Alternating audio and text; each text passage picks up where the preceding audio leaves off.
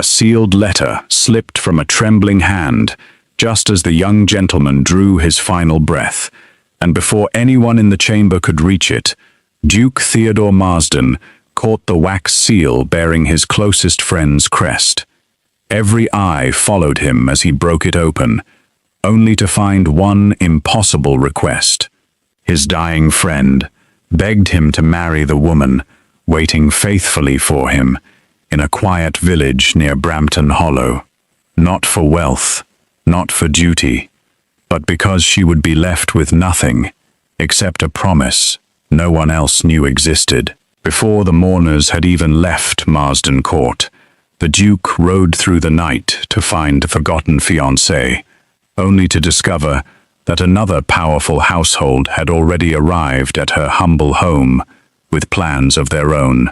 Tell me honestly, if your dearest friend placed such a promise in your hands with his final breath, would you keep it no matter the cost, or would you refuse and let fate choose for itself?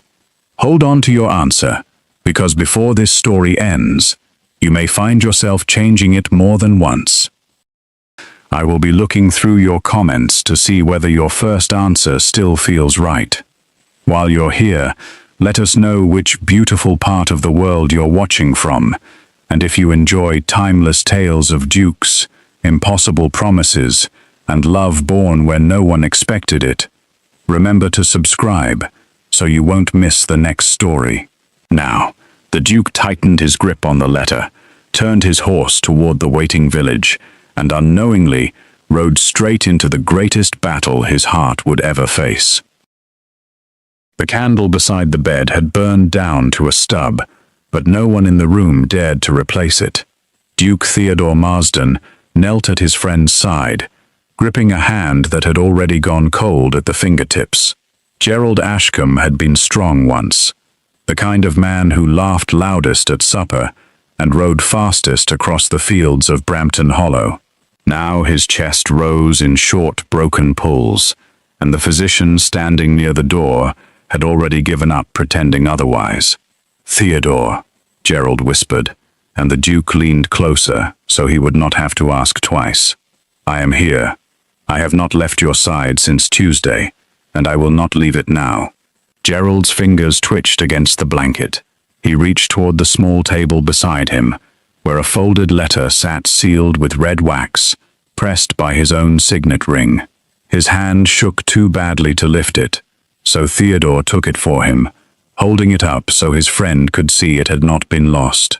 "Swear to me," Gerald said. "Swear you will read it only after I am gone, and swear you will do exactly what it asks. You ask me to swear blindly. I ask you because I trust no one else with it." Gerald's eyes, though dimmed with fever, held steady on his friend's face. "You are the only man alive who keeps his word, even when it costs him everything." Theodore did not answer right away. Around them the room had gone silent, except for the ticking clock on the mantel and the soft weeping of Gerald's aunt near the window. He looked at the letter, then at his friend's face, pale as the linen beneath him. "I swear it," Theodore said finally. "On my father's grave, I swear it." Gerald's shoulders relaxed as though a great weight had lifted from them. He smiled faintly, the first real smile Theodore had seen from him in weeks. "Then I can rest," he murmured. Tell her I tried to come back for her. Tell her I never stopped trying." Tell who? But Gerald's eyes had already closed, and his breathing slowed until it stopped altogether. The physician stepped forward and pressed 2 fingers to his neck, then shook his head once. The aunt let out a cry and pressed her face into her handkerchief. Theodore remained kneeling, the letter still clutched in his hand, staring at his friend's still face, as though waiting for him to breathe again. He did not move for a long while. The servants came and went, lighting fresh candles, calling for the undertaker, sending word to the family solicitor. Theodore heard none of it clearly. His mind stayed fixed on the weight of the letter in his palm, and the promise he had made without knowing its price. When the room finally emptied enough for privacy, he broke the seal. The handwriting inside was shaky, clearly written in Gerald's final days when his strength had already begun to fail. Theodore read it once quickly, then again slowly, his brow drawing tighter with each line. Gerald had been engaged, secretly, to a woman named Margaret Colworth, a vicar's daughter, living in a modest cottage near the edge of Brampton Hollow. Their engagement had been kept hidden because Gerald's family disapproved of her low standing, and because Gerald had hoped to build enough fortune through his trading ventures to present her properly once he returned from his travels. But illness had struck him on his journey home, and he had spent his final weeks confined to his bed, unable to send word to her directly, without alerting his family to a connection they would try to end. The letter begged Theodore to find her, to tell her the truth of what had happened, and more than that, to marry her himself, so she would never be left destitute or shamed by a broken engagement no one could prove had ever existed. Theodore lowered the letter slowly. He thought of every promise he had ever made in his life. Promises about land, about inheritance, about duty to his title. None of them had asked what this one asked. Marriage was not a favor one did for a dying friend. It was a bond meant to last a lifetime, built on choice, not obligation. And yet Gerald's face, pale and pleading in his final hour, would not leave his mind. By morning, Theodore had made his decision. He would ride to Brampton Hollow himself, not to promise marriage outright, but to see this woman, to understand the truth Gerald had left him, and to decide from there what a man of honor was meant to do. He called for his horse before the sun had fully risen. His valet protested that mourning required at least a few days of stillness, that society would expect him to grieve properly before taking any journey. Theodore ignored every word of it. He tucked the letter into his coat, mounted his horse, and rode out through the gates of Marsden Court, as the morning mist still clung low to the fields. The journey took most of the day.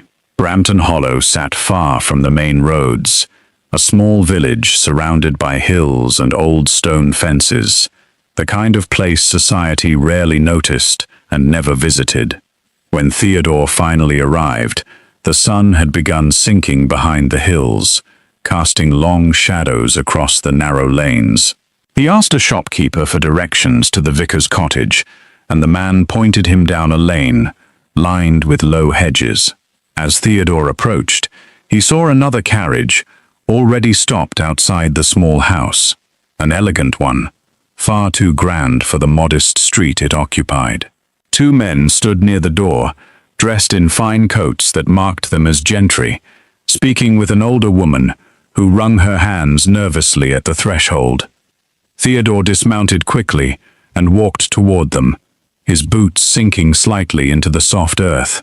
"Forgive my intrusion," he said, drawing the attention of both men. "I am looking for Miss Margaret Colworth." The taller of the two men turned to face him with a look of open suspicion. "And who might you be, arriving unannounced at this hour?" "Duke Theodore Marsden," he answered simply, and watched both men stiffen at the title. The older woman at the door, clearly the housekeeper, dropped into a hurried curtsy. "Your Grace, forgive me. I did not know you were expected." "I was not expected. I have come on a matter of great importance concerning Miss Colworth."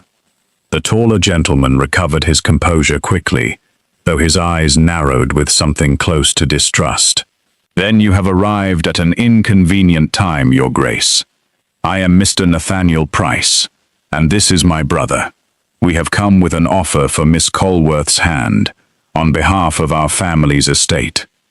Theodore felt something tighten in his chest, though he kept his expression even.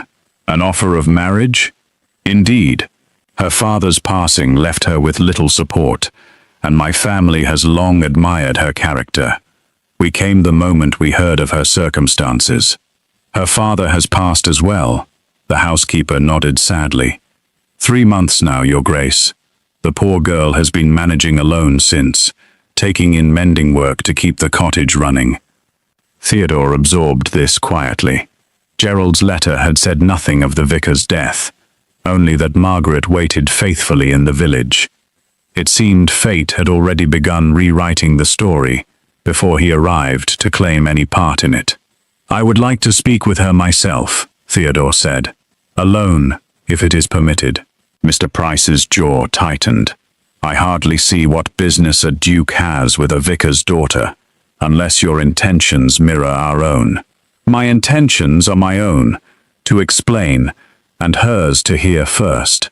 Theodore's voice carried the quiet authority of a man used to being obeyed without argument. "I will not keep her long." The housekeeper led Theodore through a narrow hallway toward the back of the cottage, where a small garden sat wrapped in the last light of evening. Margaret Colworth knelt beside a row of herbs, her sleeves rolled to the elbow, her hands stained with soil. She looked up as his shadow fell across the path, and for a moment neither of them spoke. She was younger than he expected, though the weariness in her eyes made her seem older than her years. Her face held none of the polished society women wore, yet there was a quiet strength in the way she rose to her feet, wiping her hands on her apron before offering a small curtsy. "Forgive me, sir. I was not told we had a visitor." "I am Duke Theodore Marsden," he said, watching her expression shift from confusion to something closer to alarm.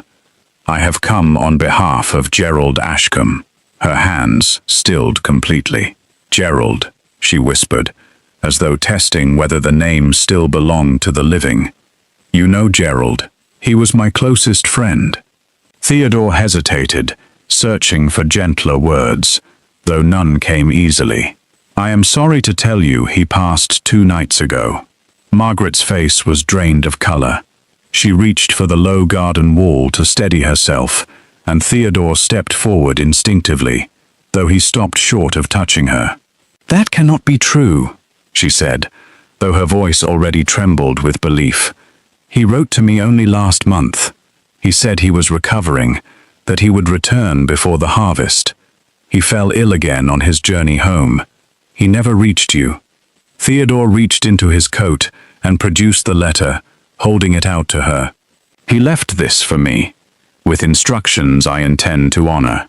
She took the letter with shaking hands, unfolding it slowly. Theodore watched her eyes move across the lines, watched the moment her breath caught somewhere in her throat, as she read her own name written in Gerald's fading hand. When she finished, she pressed the letter to her chest and closed her eyes, tears slipping silently down her face. "He remembered me," she whispered. "Even at the end, he remembered me. He asked something of me that I am still deciding how to honor," Theodore said carefully.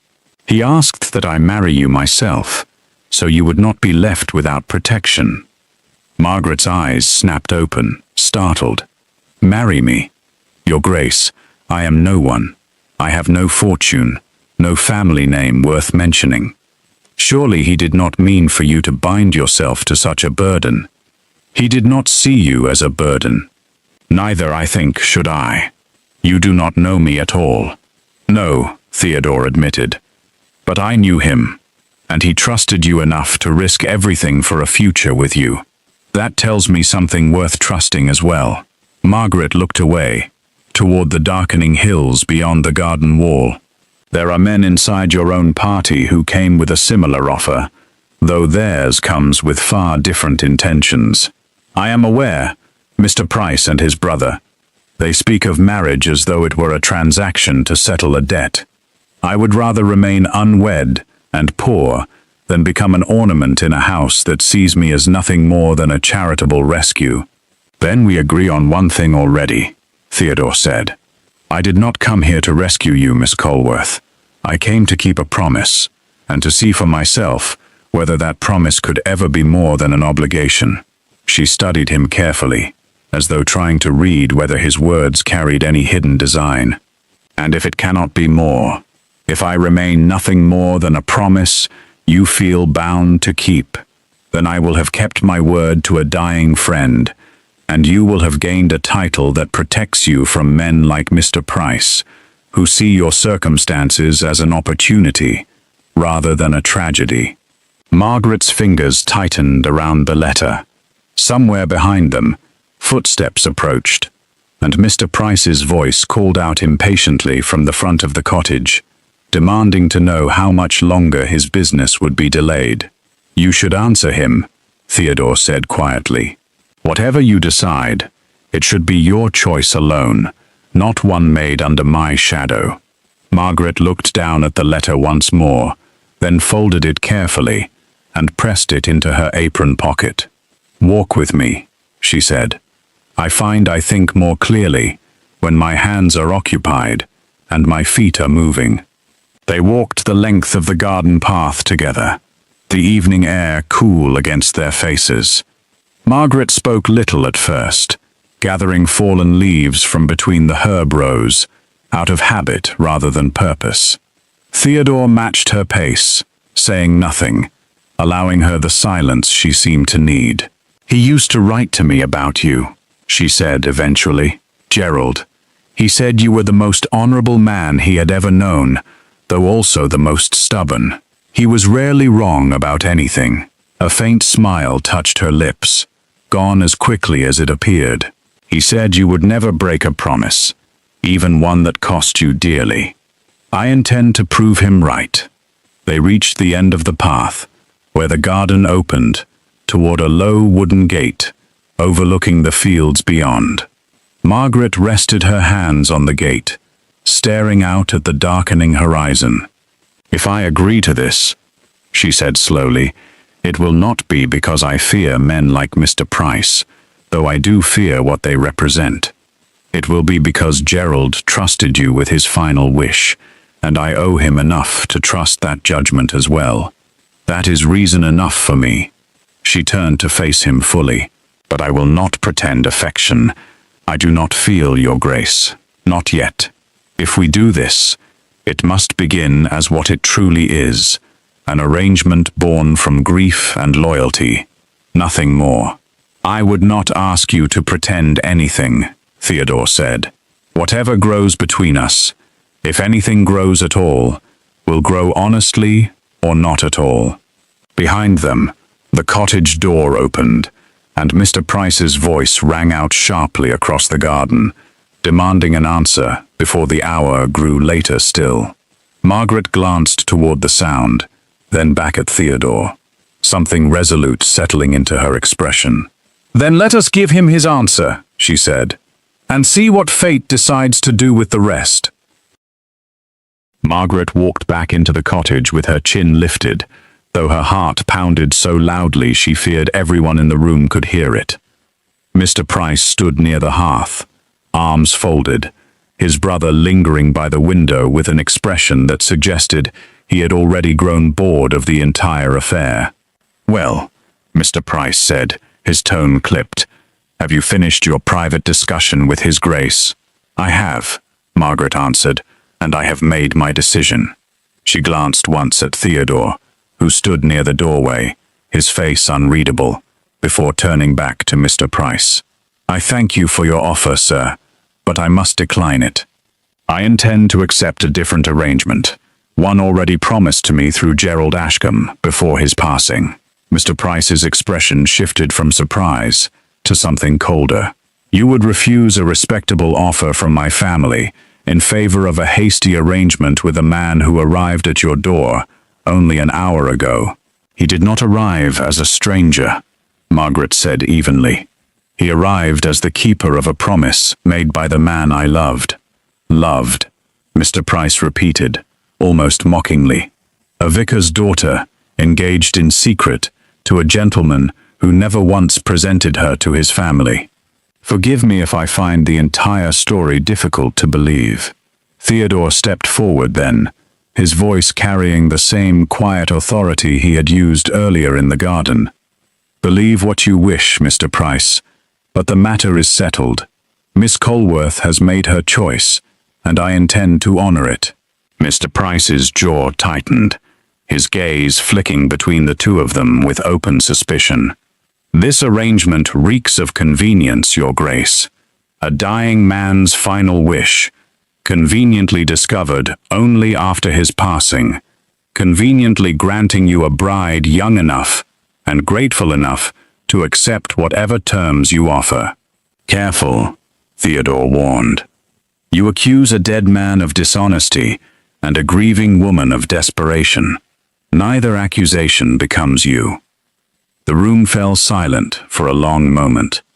Mr. Price's brother finally pushed away from the window, muttering something about wasted time, and gathered his coat from the chair. "Nathaniel, let us leave this foolishness behind. There are other prospects less complicated than this one." Mr. Price hesitated, his eyes lingering on Margaret with an expression she could not quite name, something between disappointment and calculation. "Very well," he said finally. "But do not expect this matter to end so simply, Your Grace.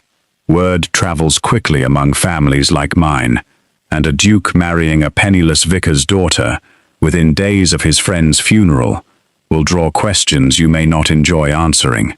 He offered a stiff bow before following his brother out the door.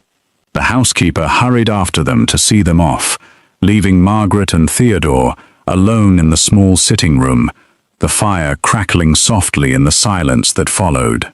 "He is not wrong," Margaret said quietly. "People will talk. They will assume the worst of both of us."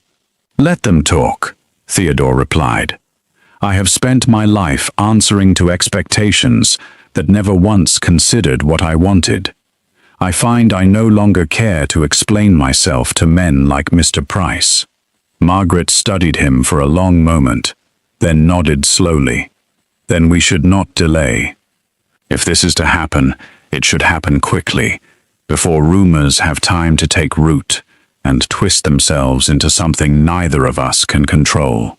Word of the sudden arrangement spread through the village faster than either of them expected. By the following morning, the baker's wife had already heard 3 different versions of the story, each one stranger than the last. Some said the Duke had fallen in love at first sight. Others whispered that Margaret had bewitched him somehow, using grief as her tool. A few even suggested she had planned the entire arrangement from the moment Gerald first fell ill, though anyone who knew her modest habits found that particular rumor impossible to believe. Margaret bore the whispers with quiet dignity, keeping to the cottage and its small garden, while Theodore rode into the village each day to settle matters with the vicar and arrange the necessary documents. He found himself surprised at how little the gossip troubled him, though he noticed it weighed more heavily on Margaret than she let show. "You need not pretend it does not wound you," he told her one afternoon, finding her seated quietly near the window, a piece of mending forgotten in her lap. "I see it in your eyes, even when you say nothing. I have spent my whole life being spoken of kindly," Margaret admitted. "My father was well respected. I never once had to defend my own name before. It is strange, suddenly finding myself the subject of every idle tongue in the county." "It will pass," Theodore said. "Gossip always finds fresher subjects eventually. I hope you are right." The vicar, a kind man named Mr. Aldous Ferris, who had taken over Margaret's father's duties, expressed some hesitation when Theodore first approached him about performing the ceremony. "Your Grace, I mean no disrespect, but such a swift marriage, so soon after Mr. Ashcombe's passing, will invite scrutiny from every corner of the county." "I am aware of the scrutiny it invites," Theodore answered. "I ask only that you perform the ceremony honestly, according to the vows both Miss Colworth and I intend to keep." Mr. Ferris studied him carefully, as though searching for some sign of deceit, then nodded slowly. "Very well, Your Grace. I knew her father well. He would have wanted her protected, Whatever form that protection took, they were married within the week, in a small ceremony at the village chapel, witnessed only by the housekeeper, Mr. Ferris, and a handful of curious villagers who gathered outside to catch a glimpse of the Duke who had arrived so suddenly and left so quickly changed. Margaret wore a simple gown, nothing grand, nothing that spoke of the title she now carried. Her hands trembled slightly as she recited her vows, though her voice never wavered. Theodore stood beside her through the entire ceremony, with a steadiness that surprised even himself, given how little time had passed since he first read Gerald's letter. When the vicar pronounced them husband and wife, a strange quiet settled over him, not quite joy, not quite grief, but something suspended carefully between the two.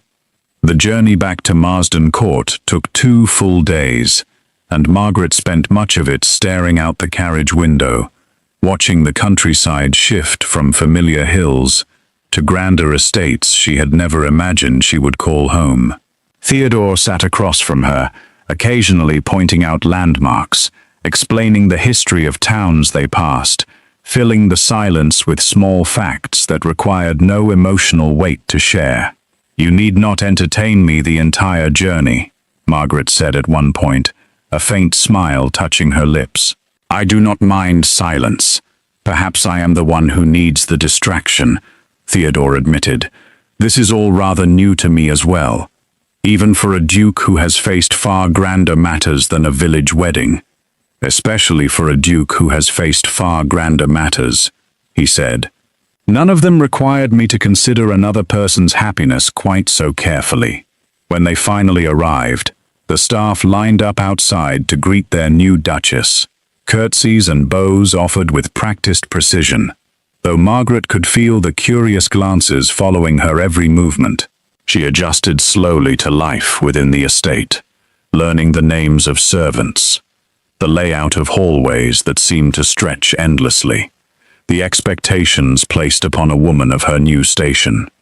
Theodore proved patient through it all, correcting her gently when needed, defending her fiercely when members of his own family arrived to question the suddenness of the marriage. His aunt, Lady Weatherfield, arrived within the first fortnight, sweeping into the drawing room with an expression of barely concealed disapproval. "A vicar's daughter," she said, looking Margaret over as though inspecting livestock at market. "Theodore, have you lost every sense you were born with?" "I have gained a wife," Theodore replied evenly. "One I intend to see respected in this house, regardless of her birth." Lady Weatherfield's eyes narrowed. "Respect is earned through breeding, nephew, not granted through pity for a dead man's final wish." Margaret, standing quietly near the window, felt the sting of the words but said nothing, choosing instead to meet the older woman's gaze without flinching. Something in her steady composure seemed to unsettle Lady Weatherfield more than any argument could have, and the older woman eventually left without further comment, though her disapproval lingered in the air long after she departed. That evening, once the household had quieted, Margaret found Theodore alone in his study, staring at a portrait of Gerald that hung above the fireplace. She hesitated at the doorway, unsure whether to intrude, but he noticed her presence and gestured for her to enter. "She will come around eventually," Theodore said, still looking at the portrait. "My aunt. She disapproves of most things, until she no longer has the energy to maintain it." I do not need her approval," Margaret said, stepping further into the room. "I only wish to prove that Gerald's trust in me was not misplaced." "It was not," Theodore said, finally turning to face her. "I see it more clearly each day." Weeks passed, and slowly, carefully, something began to shift between Theodore and Margaret that neither of them had expected. Small moments accumulated quietly. Theodore found himself seeking her out during idle afternoons, drawn to the quiet way she hummed while arranging flowers in the drawing room. the sharp wit she revealed only when she felt comfortable enough to speak freely. Margaret, in turn, began noticing the weight Theodore carried silently, the way grief for Gerald still shadowed his eyes when he thought no one watched. She began joining him for breakfast each morning, a habit neither of them had planned, but both had come to expect. Their conversations grew longer, touching on subjects far beyond the estate's daily concerns. Theodore found himself telling her stories of his childhood, of his father's strict expectations, of the years he spent proving himself worthy of a title he never asked to inherit. Margaret listened without judgment, offering her own stories in return, of her mother's early death, of the quiet years spent assisting her father with his parish duties, of the small joys she found in tending her garden. "Your father sounds like he was a good man," Theodore said one morning, watching her stir sugar into her tea with practiced ease. "He was the best man I knew, until I met Gerald." Margaret paused, considering her words carefully. "And now, I find myself wondering whether that list might grow longer still." Theodore said nothing, though something in his chest tightened pleasantly at her words, a feeling he had not allowed himself to name yet. One evening, as autumn settled fully over the estate, they walked together through the gardens after supper, a habit that had grown between them without either acknowledging when it began. "You still think of him," Margaret said softly, watching Theodore's expression as they passed beneath a row of bare trees. "Every day," he admitted. "I keep expecting to hear his laugh somewhere down the hall, or find him waiting in the study with some scheme he wants my help executing. I feel it too. Sometimes I forget, for a moment, that he is gone, and I think of something I want to tell him before I remember." Theodore glanced at her, something softening in his expression. "I am glad you can still speak of him without pain overwhelming you entirely. He would want us to remember him with warmth, not grief alone." Margaret paused near a stone bench, settling onto it, as Theodore joined her. "Do you ever wonder what he intended, truly, when he wrote that letter? Whether he hoped for more than simple protection?" "I have wondered," Theodore admitted, "though I suspect even he did not know exactly what he hoped for, only that he trusted me enough to leave the rest to chance." Margaret smiled faintly, the first genuine smile Theodore had seen cross her face since her arrival at the estate. "Then perhaps we should trust that chance as well, and see where it leads us, rather than forcing ourselves into roles neither of us chose freely." For a moment, neither spoke. The wind moved softly through the bare branches above them, and somewhere in the distance an owl called out into the darkening sky. Theodore studied her profile in the fading light, noting how the weeks at the estate had softened the exhaustion that once lined her face, how her posture had grown steadier, more certain of her place within these walls. "Margaret," he said quietly, "I did not expect, when I rode to Brampton Hollow, to find anything beyond a promise fulfilled. I want you to know that whatever grows between us now grows honestly, without pressure, without expectation, beyond what you are willing to give." "I know that," she said. "I have known it since the garden, that first evening. It is part of why I trusted you enough to agree at all." Their conversation was interrupted by the sound of hurried footsteps along the garden path. A young footman approached, breathless, holding a folded note. "Your Grace, forgive the interruption, but a letter arrived just now, marked urgent." Theodore took the letter, breaking the seal quickly. His expression darkened as he read, and Margaret rose from the bench, sensing the shift in his mood immediately. "What is it?" "Mr. Price," Theodore said grimly. "It seems he has made good on his threat. He has written to several members of society, questioning the legitimacy of our marriage, suggesting it was arranged under suspicious circumstances, designed to secure my fortune for a woman with no true claim to Gerald's affections." Margaret's face paled. He would spread such lies. He would. And worse, he claims to have evidence suggesting Gerald's letter was forged, written not by Gerald himself, but by someone seeking to manipulate the circumstances of his death for personal gain. That is absurd. You know Gerald's handwriting, as well as your own. I know it, Theodore agreed. But proving it to a society eager for scandal is another matter entirely. Mr. Price has connections within the courts, connections that could cause significant trouble if this accusation gains enough traction. Margaret sank back onto the bench, her hands trembling slightly in her lap. Then what do?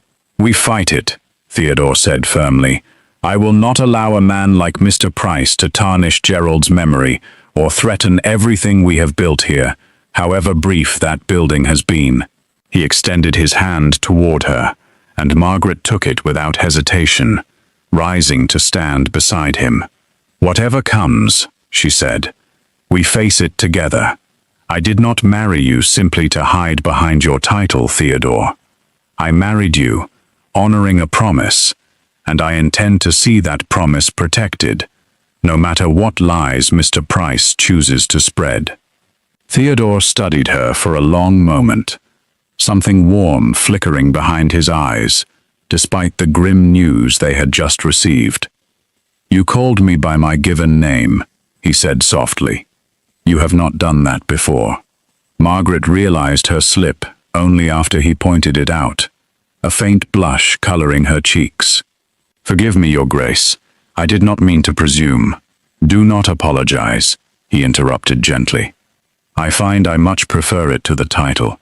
They stood together in the darkening garden, the weight of Mr. Price's threat hanging over them. Yet something steady had settled between them, despite the danger ahead. Theodore folded the letter carefully and tucked it into his coat, his resolve hardening with each passing moment. We will need Gerald's personal solicitor, he said, already forming a plan. He can confirm the letter's authenticity, along with any correspondence Gerald sent regarding his intentions toward you. We will also need witnesses from Brampton Hollow who can testify to your engagement, however secret it remains. The housekeeper knew, Margaret offered. She saw the letters Gerald sent over the months before his final journey. She could speak to their contents, even if she never read them fully herself. Then we begin there. Theodore's jaw set with quiet determination.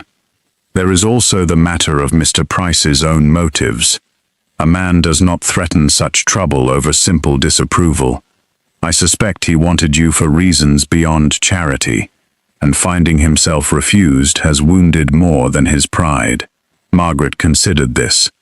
He did look at me strangely, near the end, before he left, as though he had already decided something, and my refusal had only delayed it. Then we watch him carefully, Theodore said.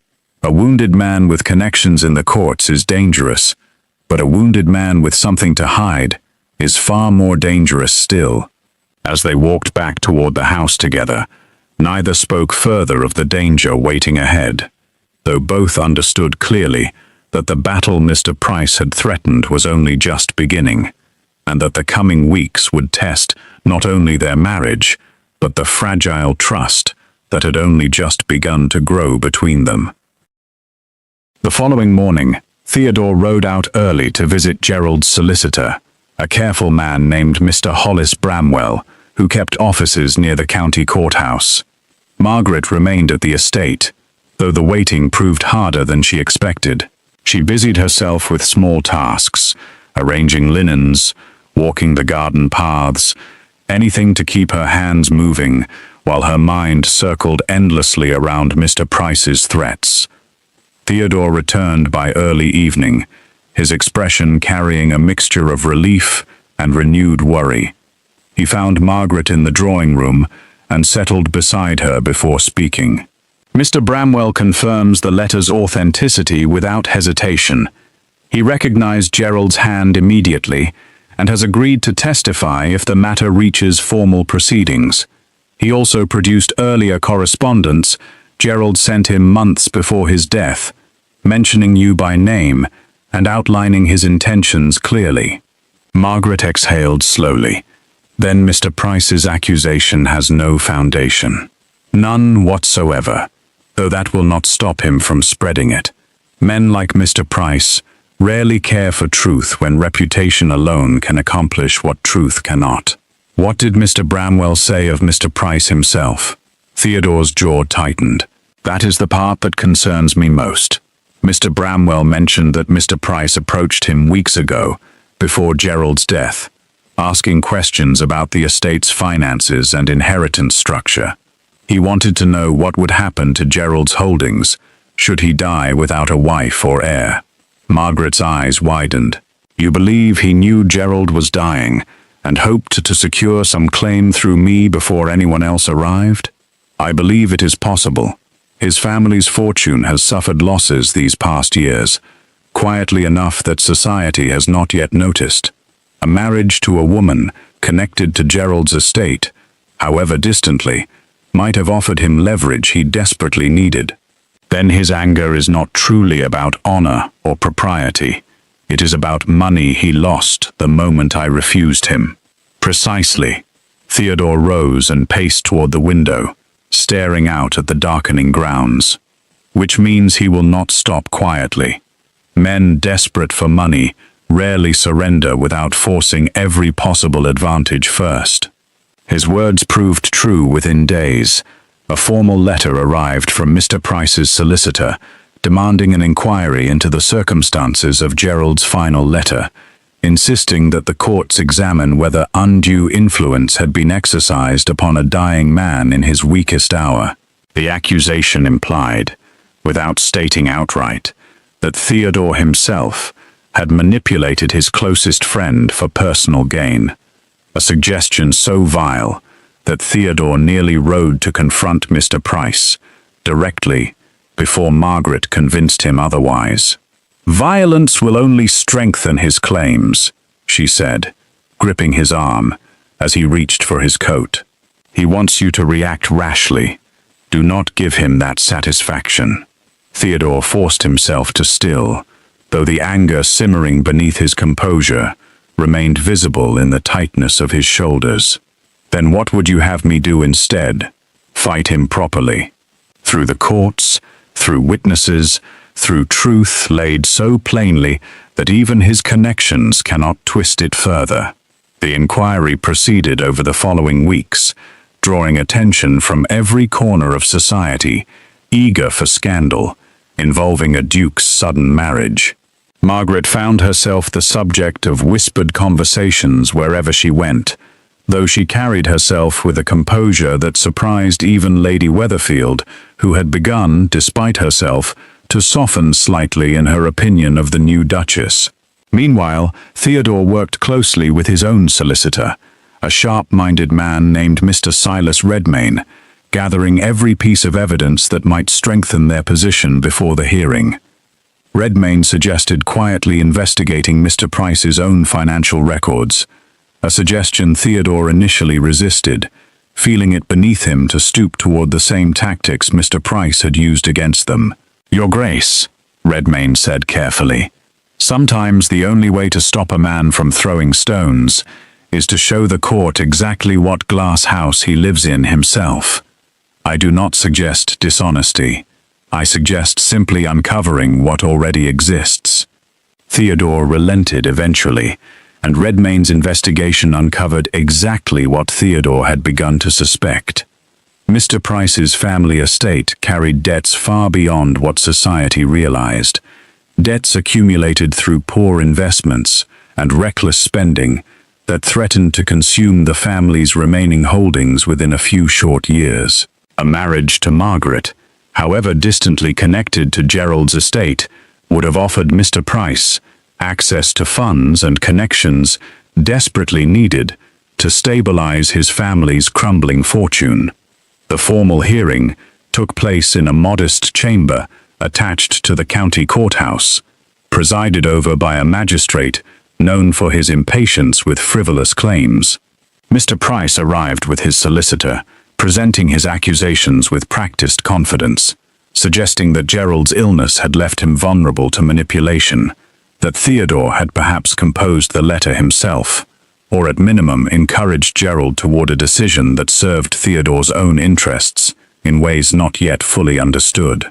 Mr. Bramwell testified first, confirming the letter's authenticity through years of familiarity with Gerald's handwriting, presenting the earlier correspondence that clearly outlined Gerald's intentions long before his final illness worsened. The housekeeper from Brampton Hollow testified next, describing the letters Gerald had sent Margaret over many months, confirming the engagement had existed long before anyone suspected his health would fail so completely. Mr. Price's solicitor attempted to discredit both witnesses, suggesting bias, suggesting confusion, suggesting that grief had clouded their memories of events. The magistrate listened patiently, though his expression grew increasingly skeptical of the accusations being presented without solid evidence to support them. Then Mr. Price made an error that would ultimately undo his entire case.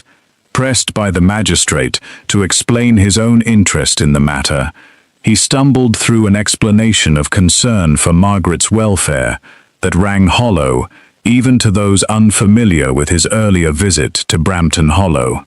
Redmayne, prepared for exactly this moment, produced correspondence between Mr. Price and his brother, obtained legally through careful investigation, revealing explicit discussion of the financial benefits a marriage to Margaret might have secured for their struggling estate. The chamber fell silent as the magistrate read the letters aloud, his expression darkening with each line. Mr. Price's face drained of color, his earlier confidence collapsing entirely as the truth of his own motives became impossible to hide. His brother, seated behind him, buried his face in his hands, clearly humiliated by the exposure unfolding before the entire chamber. "It appears," the magistrate said finally, "that the true manipulation in this matter comes not from His Grace or the late Mr. Ashcombe, but from the very man bringing these accusations forward. This inquiry is dismissed, and I would advise Mr. Price to consider carefully before bringing further false claims before this court. Further attempts at such deception may result in consequences far graver than public embarrassment." Mr. Price left the chamber without a word, his brother trailing behind him with an expression of open embarrassment. Margaret watched them go, relief flooding through her so completely that her knees nearly gave way beneath her. Theodore caught her arm gently, steadying her as they walked from the courthouse together. "It is over," he said softly.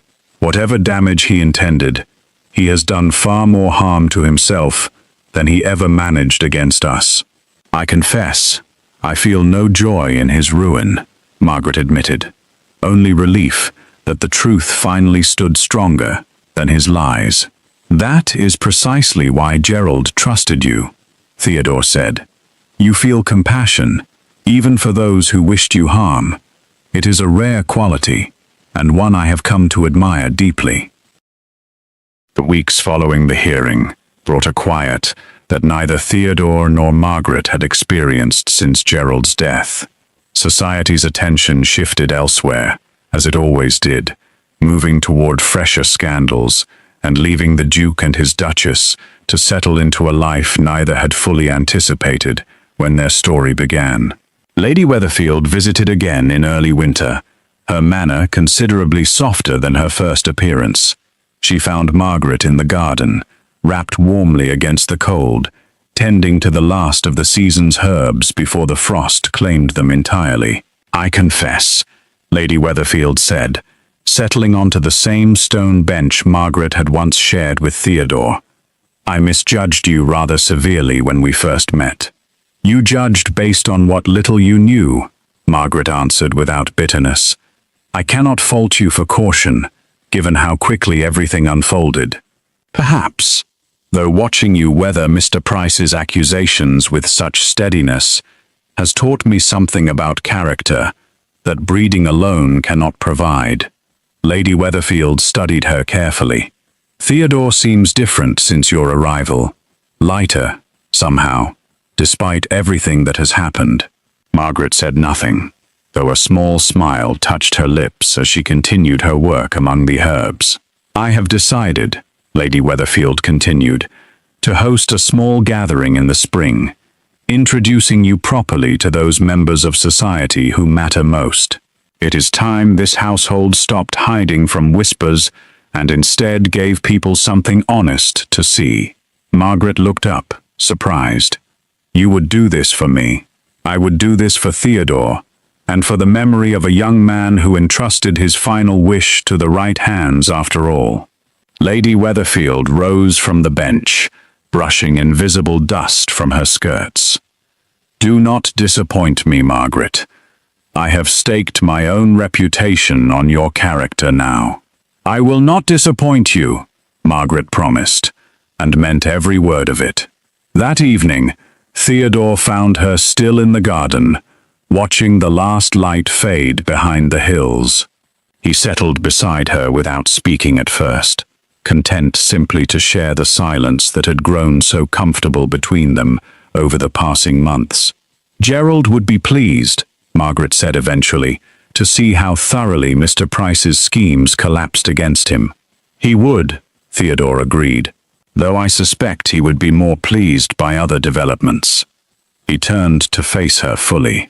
Margaret, I promised you honesty from the beginning, that whatever grew between us would grow without pretense or obligation. I find I can no longer pretend this arrangement remains simply a promise kept. Margaret's breath caught slightly. What are you saying, Theodore? I am saying I have fallen in love with you, entirely apart from any promise made to Gerald, entirely apart from duty or obligation. I love the strength you showed against Mr. Price, the quiet dignity you carry, despite everything society has thrown against you, the way you speak of Gerald with warmth, rather than only grief. Tears gathered in Margaret's eyes, though she smiled through them. I have loved you for weeks now, Theodore, though I feared saying it aloud might break whatever careful balance we had built. I feared you might still see this only as a promise kept, nothing more. It began as a promise, Theodore admitted, reaching for her hand, but it has become something far greater than anything Gerald could have imagined when he wrote that letter. You are not simply the fulfillment of his final wish, Margaret. You are the love of my life, found in the most unexpected way possible. They sat together as darkness fully claimed the garden. Hands joined, hearts finally speaking the truth both had carried silently for weeks. The estate around them settled into quiet, servants extinguishing candles one by one, the household preparing for another peaceful evening after months of turmoil. Spring arrived early that year, bringing warmth back to the gardens Margaret had tended so carefully through the winter months. Lady Weatherfield kept her promise, hosting a gathering that drew much of society curious to finally meet the vicar's daughter, who had become a duchess through such extraordinary circumstances. Margaret moved through the evening with quiet grace, answering questions honestly, refusing to hide from the curiosity surrounding her, and by the night's end, even the most skeptical guests found themselves charmed by her sincerity. The estate had settled fully into its new rhythm, Margaret's presence woven seamlessly into every corner of Marsden Court, from the servants who had grown genuinely fond of her gentle authority to Lady Weatherfield, who now visited regularly, her earlier disapproval replaced entirely by warm affection for the woman who had proven herself far stronger than any title could measure. Mr. Price's family, disgraced by the hearing's outcome, retreated from society entirely, their financial troubles worsening without the advantageous marriage they had hoped to secure. Theodore heard occasional word of their continued decline, though he found he no longer carried any anger toward the man who had once threatened everything he held dear. Victory, he realized, required no further punishment, beyond the consequences Mr. Price had brought upon himself.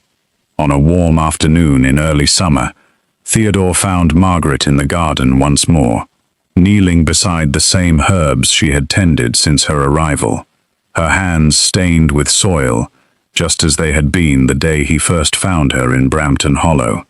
He watched her for a long moment, before she noticed his presence, struck again by how thoroughly his life had changed since that night he broke the seal on Gerald's final letter. "You are staring," Margaret said without looking up, though amusement colored her voice. "I am remembering," Theodore replied, settling onto the ground beside her, despite the impropriety it would have caused in his younger years.